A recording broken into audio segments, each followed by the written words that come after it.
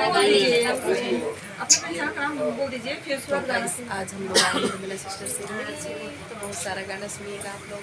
तो हेलो दोस्त नमस्कार, मैं हूँ वंदना दुबे और ये है हमारी दीदी गायत्री शुक्ला दीदी है, और इधर रेखा उपाध्याय दीदी हैं, इधर अर्चना तिवारी जी हैं, और इधर हैं सरिता गुप्ता। मेरे चैनल का नाम है सरिता गुप्ता जी। इधर हैं पूजा तिवारी दीदी हैं। तो आज हम गीत सुना रहे हैं, दीदी सुनाएंगी और इनके ही चैनल पे जाएगा ये गीत। तो कैसे लगेगा कमेंट में जरूर बताना। ये कौन सा गीत है दीदी? सोहर पर का उठान गीत है, तो आप लोग बीच रखते हैं। तो सुनिए आप लोग गीत हमारी दीदी के साथ, वंदना दुबे के साथ में।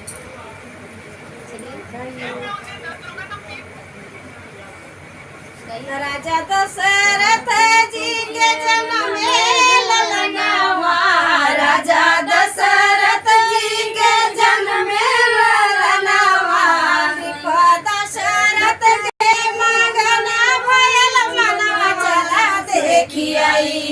नयन भर के नयन भर के नयन भर भर के ओ चला देखी आई। नयन भर के नयन भर के नयन भर भर के वो चला देखी आई। किनौरनिया के कोखिया जुड़ानी, किनौरनिया के कोखिया जुड़ानी, सूखल खेत बरस गया पानी, सूखल खेत बरस गया पानी। कनक भवनवा के आज मंगनैया चला देखी आई। कनक भवनवा के आज मंगनैया चला देखी आई। नयन भर के नयन भर के नयन भर भर के हो चला देखी आई।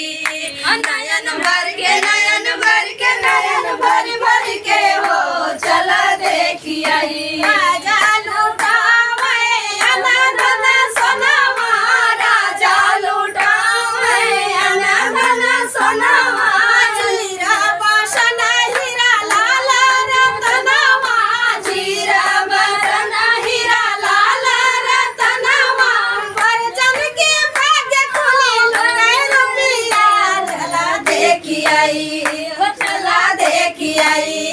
नयन भर के नयन भर के नयन भर भर के हो चला देखी आई।